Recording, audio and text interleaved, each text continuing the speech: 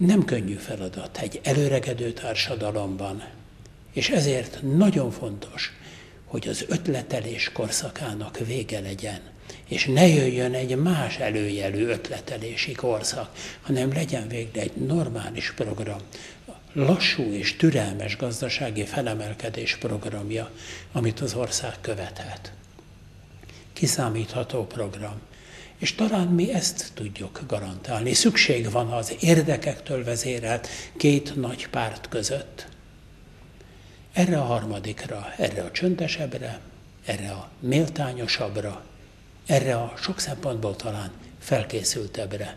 Bokros Lajos programját támogatva én azt gondolom, hogy aki a felelőtlen populista ígérgetés és a semmit mondó politizálás között valamilyen felelős, szakmai és megvalósítható programot akar ebben az országban, az Bokros Lajos és az MDF programját támogathatja. Én azért szeretnék dolgozni itt az MDF keretében is, vagy az MDF-en belül is, reményeim szerint a parlamentben is, hogy biztosan önöket arra lehet majd, kell majd, és fognak majd tudni bízni továbbra is a politikában, a parlamenti képviselőkben, az országgyűlésben, az igazi törvényalkotásban, amelynek nem önmagáért valónak kell lennie, hanem mindannyiunkért, az országért és az ország lakóiért és polgáraiért. Szabadon gondolkodó emberként feltétel nélkül hiszek az emberi és az állampolgári jogokban. Hiszek a demokráciában, a szabad, de szabályozott piacgazdaságban.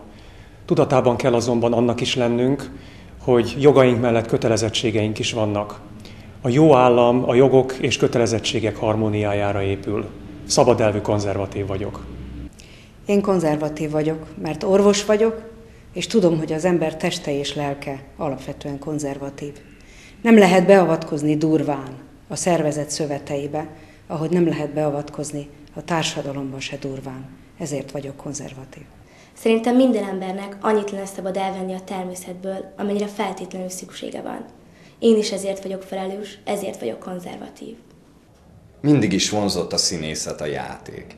A hétköznapokon is színpadon állok, de az alakoskodást nem szeretem. A politikában fontos a tisztesség. Konzervatív vagyok. Azt szeretném konzervatív emberként, hogy ebben az országban többségben legyenek azok, akik azt nézik, hogy mit tudnak segíteni a többieken, a nemzeten, és kisebbségben azok, akik mindig várnak valamit. A konzervativizmus alapvetése ez.